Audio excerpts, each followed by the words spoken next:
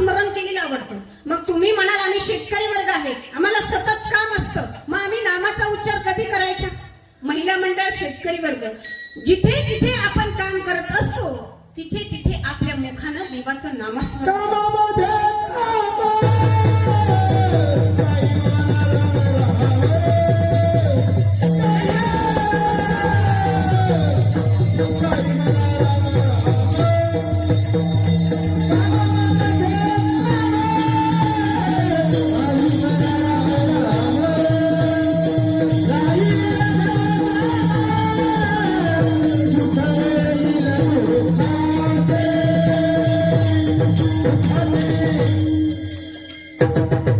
कामामध्ये भगवंताचं नामस्मरण केलं पाहिजे.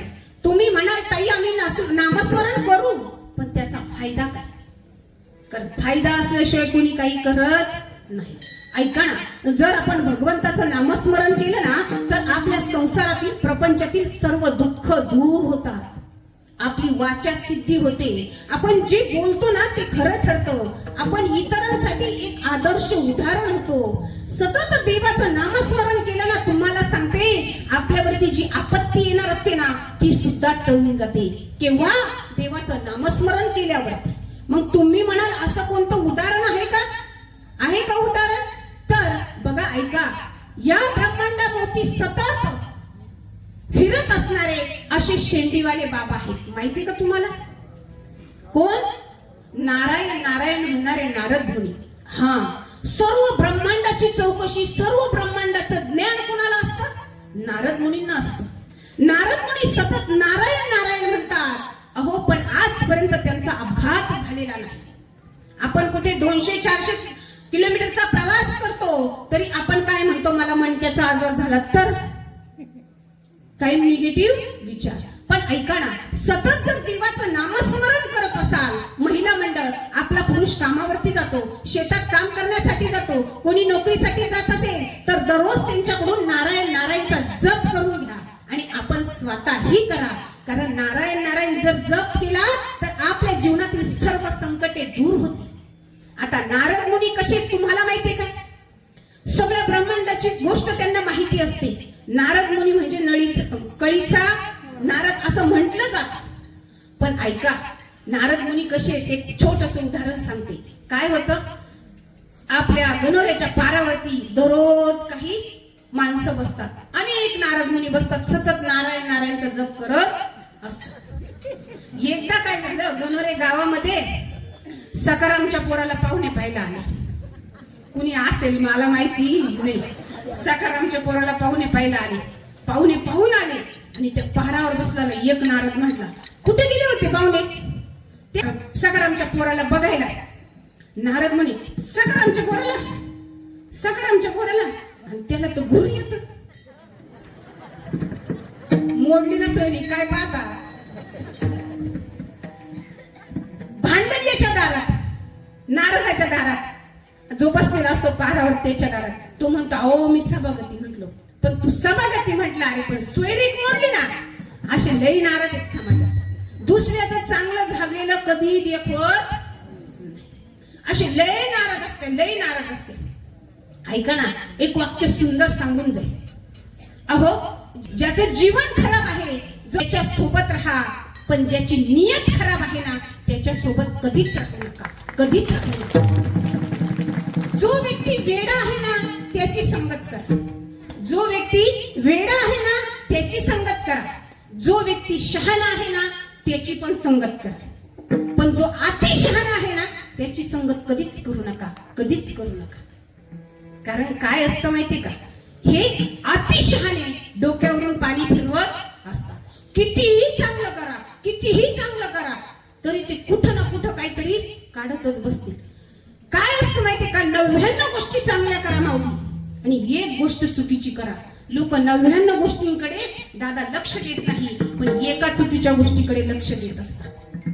आता मी शहरात राहते, बरोबर ना, ह्या गावची सून आहे, पण इकडे गावाकडे आलं का मग भारी भारी साड्या घालते मी, बरोबर ना. हा, छान मेकअप करते, मस्त बेंटेकचे घालते. हा, मग बाकीच्या बायकांना काय वाटतं, हा बघा ना किती छान छान साड्या घालते, किती छान छान राहते, बरोबर ना. हा, पण काय असतं माहितीये का, तुम्ही जशा आहात ना तशीच मी पण आहे. तुम्ही कसं शेतात गेल्यानंतर कशा थोडीशी मळलेली फाटलेली जुनी साडी घालतात, तसंच मी पण करते. जसं बाहेर गावी जायचं असलं कशी सुंदर साडी घालतात, तसंच मी पण करते. जसं तुम्ही करता ना तशीच मी करते. कारण का, तुम्ही या गावची सून आहे ना, तर मी सुद्धा या गावची सून आहे. कारण काय असतं माहितीये का, तळ्यावरती बदक पोहत असताना तो सुंदर आपल्याला दिसतो, किती शांत असतो, किती सुंदर पोहत असतो, पांढरा शुभ्र असतो. पण त्या पाण्याखाली त्या बदकाच्या पायांची जी तरफड चाललेली असते ना, ती कुणालाच दिसत नाही, कुणालाच दिसत नाही दादा. ती तरफड एकदा बघा, की जो सुंदर बदक पाण्यावरती शांत पोहत आहे ना, त्याची तरफड आहे. आज तुमच्या समोर ही अर्चना आहेर 20 वर्षानंतर उभी आहे. माझ्या लग्नाला 20-22 वर्ष झाले. आज काही महिलांनी आज बघितलं असेल ह्या अर्चना आहेरला. 20 वर्ष पाण्याखाली पायांची जी तरफड चालू होती ना, तेव्हा 21व्या वर्षी या नारदाच्या गादीवर आणि व्यासांच्या गादीवर भगवंताने मला उभं बसण्याचा मान दिला. ही साधी सोपी गोष्ट नाही. त्याच्यासाठी पाण्याच्या खाली पायांची तरफड करावी लागते, कष्ट करावे लागतात. सत्य परेशान होत आहे दादा, लेकिन पराजित नाही. फक्त तुमचं कार्य, तुमचं जे काम आहे ते सत्याच्या मार्गाने चालू द्या, प्रामाणिक मार्गाने चालू द्या. देव तुम्हाला 100% न्याय दिल्याशिवाय राहणार नाही, आणि तो न्याय अर्चनाताईला मिळाला. ही साधी सोपी गोष्ट नाही दादा. म्हणून प्रामाणिकपणाने काम करा, सत्याने काम करा, सतत सतत देवाचं नामस्मरण करा. कुणी काही सांगू द्या, अरे याच्या त्याच्या खांद्यावर रडत बसण्यापेक्षा माझ्या भगवंताजवळ जाऊन रडा. माझा भगवंत न्याय दिल्याशिवाय राहणार नाही. कारण का, लोक रडून ऐकतात आणि हसून सांगतात. प्रत्येकाची कहाणी आहे, गावोगावी आहे, घरोघरी आहे. म्हणून आपण सुधारलं पाहिजे. सासांनी सुधरा, सुनांनी सुधरा. प्रत्येकीला चांगलं म्हणण्याचा प्रयत्न करा. एखादी जर चांगली एखाद्या गोष्टीमध्ये पुढे जात असेल तर प्रेरणा द्या, मागे खेचण्याचा कधीच प्रयत्न करू नका. एका स्त्रीने दुसऱ्या स्त्रीला चांगलं म्हणा, कारण स्त्रियाच स्त्रियांना मागे खेचत असतात, स्त्रियाच स्त्रियांना नावं ठेवत असतात. पण माझ्या गणोरे गावातील स्त्रिया एकमेकांना प्रेरणा देऊन, तुम्ही मला प्रेरणा दिली. नवे नवे या गणोरे गावातील असे काही व्यक्तिमत्व आहे, मी आता नावं घेणार नाही, पण असे काही व्यक्तिमत्व आहे, अनमोल व्यक्तिमत्व आहे, की जरी मी नाशिक मध्ये राहत असेल ना, परंतु माझ्यासाठी प्रत्येक शब्दासाठी मी लहान असूनही ते कर्तृत्व पार पडतात. या गावाशी जी नाळ जोडलेली आहे, या गणोरे गावाचा मला अभिमान आहे. गेल्या 4 वर्षापूर्वीची गणोरेकर पदवी तुम्ही मला बहाल केली. आज संपूर्ण महाराष्ट्रामध्ये मला गणोरे ताई म्हणून नावाने ओळखतात. हा माझा नाही, माझ्या गावाचा अभिमान आहे, माझ्या गावाचा अभिमान आहे. आणि तो तुम्ही मला सगळ्यांनी दिलाय. संपूर्ण गावाचे मी खरंच मनस्वी चरण स्पर्श करून सगळ्यांचे आभार मानते आणि सांगते की काही पण असो, पण भगवंताचं नामस्मरण कधीच सोडू नका.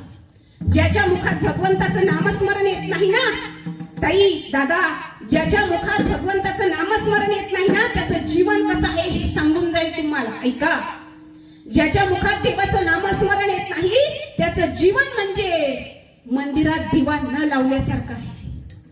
ज्याच्या मुखात देवाचं नामस्मरण येत नाही, त्याचं जीवन म्हणजे पंख छटलेल्या पक्षाप्रमाणे आहे. ज्याच्या मुखाला देवाचं नामस्मरण येत नाही, त्याचं जीवन म्हणजे दात तुटलेल्या हत्तीसारखं आहे. ज्याच्या मुखाला देवाचं नामस्मरण येत नाही, त्याचं जीवन म्हणजे पाणी आटलेल्या विहिरीसारखं आहे. ज्याच्या मुखाला देवाचं नामस्मरण येत नाही, त्याचं जीवन म्हणजे दूध आटलेल्या गायीसारखं आहे. ज्याच्या मुखाला देवाचं नामस्मरण येत नाही ना ताई, त्याचं जीवन म्हणजे सौभाग्य हरवलेल्या स्त्रीसारखं आहे. ज्याच्या मुखाला देवाचं नामस्मरण येत नाही ना, त्याचं जीवन म्हणजे वेश्येच्या मुलाला बापाचं नाव न सांगता येण्यासारखं त्याचं जीवन आहे. मनानं सांगणार नाही, संतांचं प्रमाण आहे. या नारदाच्या गादीवर उभी राहिले ना, माझ्या मनाचं काहीच सांगणार नाही दादनो. तो भगवंत मला जी जी बुद्धी देईल, जे जे माझ्या मुखारविंदातून वदवून घेईल ना, तेच फक्त तुमच्या समोर सांगण्याचा प्रयत्न करणार आहे. ऐका, पंची पंख बिना, हत्ती दंत बिना, पुरुष नारी बिना, वेश्या पुत्र पिता बिना हिना, तैसे पुरुष हरिनाम बिना, सुमिरन कर ले मेरे बिना, तेरी बीती उमर हरिनाम बिना, तेरी बीती उमर हरिनाम बिना. या मुखाने व्यर्थ बडबड करण्यापेक्षा माझे ज्ञानोबराय म्हणतात, अनंत वाचाळ बरळती बरळ, तेने कैसा गोपाळ पावे. मग काय केलं पाहिजे? हरिमुखे म्हणा म्हटलं पाहिजे. एक छोटस उदाहरण देऊन जाईल. अहो, भगवंताचं नामस्मरण करता करता अनेकांनी प्राण सुद्धा सोडलं. रामायणातील प्रसंग आहे, अगदी 2 मिनिटात सांगून जाईल तुम्हाला. राम रावणाचं युद्ध चालू झालं. रामाच्या बाजूने अनेक वानर सेना होती आणि रावणाच्या बाजूने अनेक राक्षस सेना होती. रावण माहितीये का सगळ्यांना? हा, रावणाने काय केलं? आपला जो भाऊ होता कुंभकर्ण, त्या कुंभकर्णाला जागवलं. कशासाठी? युद्ध करण्यासाठी. आता कुंभकर्ण लय मोठा, त्याला जागवण्यासाठी ना त्याच्या नाकातून हत्ती गेले की कानातून बाहेर यायची. लय मोठा कुंभकर्ण, लय मोठा. तुम्ही पाहिलंय का कुंभकर्ण? पाहिले? मी पाहिले टीव्हीत. तुम्ही पण ना? हा, टीव्हीत आणि मोबाईल वरती बघितलंय ना. कुंभकर्ण किती मोठा होता सांगू का तुम्हाला? त्या लंकेतल्या 16व्या मजल्यावरती रावण उभा राहायचा. 16व्या मजल्यावरती रावण उभा राहायचा, तेव्हा त्या कुंभकर्णाच्या पायापर्यंत यायचा आणि मग तो कुंभकर्णाशी वर तोंड करून रावण बोलायचा. एवढा कुंभकर्ण मोठा होता. बर, एकदा काय झालं? या रावणाच्या मदतीने हा कुंभकर्ण इकडं वानर सेनेत आला. इकडं वानर सेनेमध्ये माझ्या रामाचं भजन चालू होतं. त्यात एक छोटस गंधमादन नावाचं वानर होतं. गंधमादन नावाचं वानर. आणि ते गंधमादन नावाचं वानर ना सतत भजन करत होतं. श्रीराम जय राम जय जय राम, श्रीराम जय राम जय जय राम. ह्या कुंभकर्णाला इतका राग आला. अरे, माझ्या दुश्मनाचं नाव घेतोय हा. आता कोणी पण जर आपल्या दुश्मनाचं नाव घेतलं तर आपली काय होते? तळपायाची आग मस्तकात जाते. तसंच त्या कुंभकर्णाचं झालं ना. तो कुंभकर्ण म्हटला, ऐक हे गंधमादन वानरा. त्याने त्या गंधमादन वानराला असं हातावर घेतलं आणि म्हटलं, ऐक, नल नील जामवंत हनुमंत अंगद सुसेन वैद्य सर्वांना मी ठार मारणार आहे. त्या विभीषणाला ठार मारणार आहे, त्या हनुमंतरायाला सुद्धा मारणार आहे, त्या लक्ष्मणाला श्रीरामाला मारणार आहे, पण तुला मी जीवदान देईन. का जीवदान देणार आहे? ते गंधमादन वानर होतं ना, त्याच्या अंगावरती जे केस होते ना, रोम, ते सोन्याचे होते आणि त्याचा सुगंध कोसभर जात होता. ते गंधमादन वानर सतत रामाचं भजन करत होतं. ते कुंभकर्ण म्हटला, हे गंधमादन वानर ऐक, हे रामाचं भजन सोडून दे आणि फक्त एकदा म्हण, मी रामाचा नसून रावणाचा आहे. ते गंधमादन म्हटलं, मी काय म्हणणार? त्याचं सतत भजन चालू होतं. आता कुंभकर्ण म्हटलं, याला काही असं सांगून जमणार नाही. याला आपण आहे ना काहीतरी आमिष दाखवू, आपल्या भाषेत काहीतरी ऑफर देऊ. बरोबर ना? हा, तो म्हटला, ए गंधमादन वानरा, मी तुला 10 गावं सोन्याचे देतो, 10 गावं. तू फक्त एकदा म्हण, मी रामाचा नसून रावणाचा आहे. ते गंधमादन वानर म्हटलं, मी काय म्हणणार नाही, मला ते 10 गावं पण सोन्याचे नको आणि काहीच नको. त्यात सतत भजन चालू होतं, श्रीराम जय राम जय जय राम. बर, आता कुंभकर्ण काय म्हटला, याला छोटीशी ऑफर देऊन किंवा लालच दाखवून फायद्याचं नाही, याला आपण जरा मोठी ऑफर देऊ, मोठं काहीतरी आमिष देऊ. तो कुंभकर्ण म्हटला, आई, आम्ही 3 जण भाऊ आहे. किती? 3 जण भाऊ आहे, रावण, विभीषण आणि कुंभकर्ण. ही सगळी संपत्ती आम्हा 3घांमध्ये वाटली जाईल. माझ्या वाट्याला जेवढा भाग येईल ना, हे गंधमादन वानरा, तो संपूर्ण भाग तुला देईल मी. फक्त एकदा म्हण, एकदा, मी रामाचा नसून रावणाचा आहे. गंधमादन वानर म्हणला, मी म्हणणार नाही, मला तुझी संपत्ती नको आणि काहीच नको. त्या कुंभकर्णाने त्या गंधमादन वानराला असं 2 बोटाच्या फटीत दाबलं. त्याच्या कानातून, नाकातून, डोळ्यातून रक्ताच्या चिळकंड्या बाहेर पडल्या, परंतु त्याचं नामस्मरण थांबलं नाही. दादो, शेवटी ते एवढ्या मोठ्या कुंभकर्णाला ते छोट्याशा गंधमादन वानरानं काय वाक्य वापरलं, तेवढं वाक्य फक्त घरी घेऊन जा. काय म्हटलं तो छोटासा गंधमादन वानर त्या कुंभकर्णाला? राम मरे हम मरे, मरे हमारी बलाई,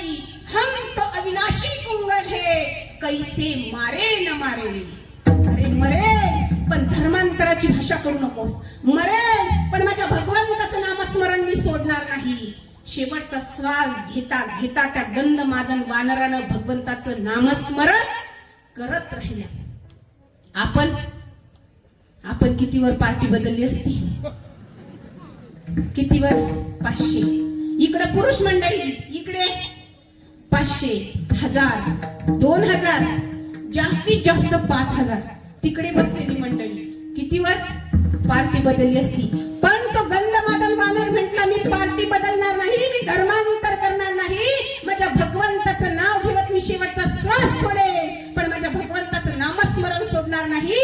शेवटचा श्वास घेईपर्यंत त्या गंधमादन वानरानं माझ्या रामाचं नाव घेतलं आणि तो म्हणायला लागला, श्रीराम जय राम जय राम, श्रीराम जय राम जय जय राम, श्रीराम जय राम जय जय राम, श्रीराम जय राम जय जय राम, श्रीराम जय राम जय जय राम, श्रीराम जय राम जय जय राम, श्रीराम जय राम जय जय राम, श्रीराम जय राम जय जय राम, श्रीराम जय राम जय जय राम, श्रीराम जय राम जय जय राम, श्रीराम जय राम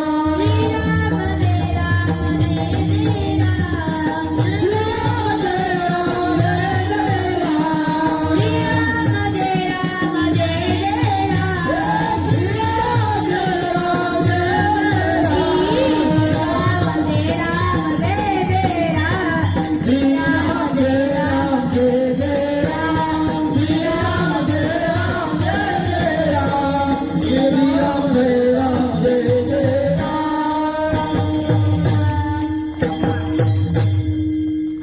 भगवंताचं नामस्मरण जर केलं ना, आपलं जीवन सुंदर होतं.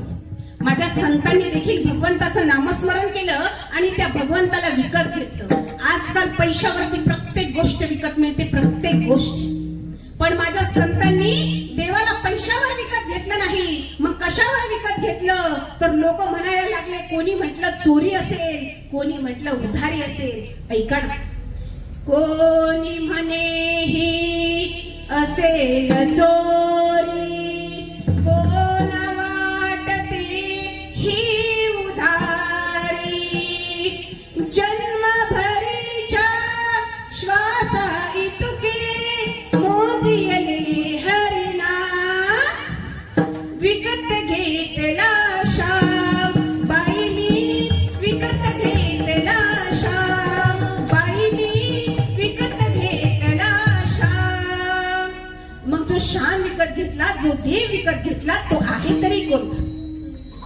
कोणी म्हणे हा यमुनेवरचा गुलाम काळा संता घरचा, हाच तुक्याचा विठ्ठल आणि दासांचा श्रीराम, विकत घेतला श्याम बाई मी, विकत घेतला श्याम बाई मी, विकत घेतला श्याम.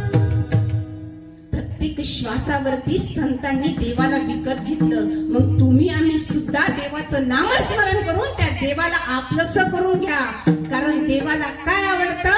नामाचा उच्चार सतत केलेला आवडतो. बरं, नामाचा उच्चार आवडतो, पण अजून काय आवडतं भगवंताला? अभंगाचं दुसरं तुलसी माळ गळा गोपी चंदन टिळा, तुलसी माळ गळा गोपी चंदन टिळा, तुलसी माळ गोपी चंदन टिळा, तुलसी माळ गोपी चंदन टिळा,